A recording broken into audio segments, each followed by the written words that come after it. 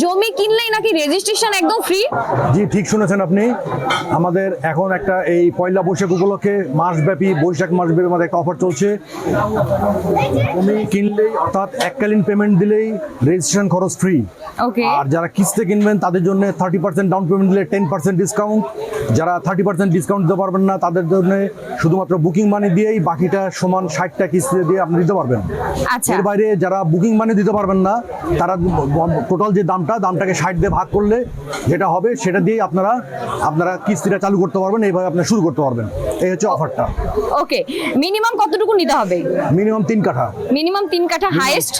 Highest কোনো ইয়ে নাই, 20 যে কাঠা যত নিতে পারে। 3 কাঠা হচ্ছে মিনিমাম প্লট, রোড হচ্ছে 30 ফিট।